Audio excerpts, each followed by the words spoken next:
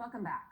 President Donald J. Trump has the coronavirus. In the days since testing positive for the virus, he's been issued an experimental antibody cocktail by Regeneron, not approved by the FDA, but through compassionate use when, for example, all other options have failed and a patient may die without the treatment.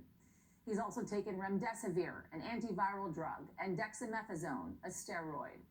All of these treatments have been issued in just 3 days' time. On top of that, he has a team of doctors and nurses standing by watching every vital sign to make sure he is recovering and not getting worse. Mark Garland, a 49-year-old Michigan man, also had the coronavirus. He was sent home from an urgent care facility because he didn't have shortness of breath. After days went by, he felt worse, but again was advised not to go to the emergency room because he wasn't feeling shortness of breath. Days later, he finally did go to the emergency room after his son begged him to. Hours after that, he was dead. He leaves behind a wife and 2 children.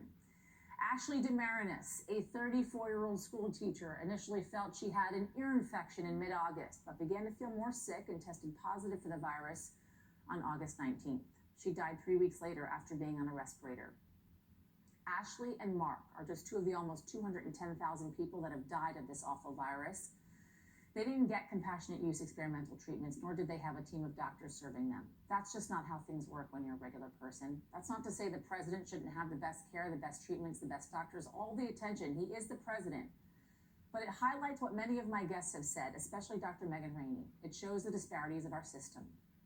It should not be that 200,000 plus people lose their lives in part because at times the healthcare system was overwhelmed, ventilators sparse, and treatment varied. This country's healthcare system often leaves behind people that need it most. It highlights how so many people in a position of power are out of touch with everyday Americans when they get everything at their fingertips, and Ashley and Mark did not. Everyone in this country deserves the best treatment. Everyone in this country deserves a team of doctors at the ready. Everyone's life means something, president or not. It's time we start treating them that way. We'll be right back.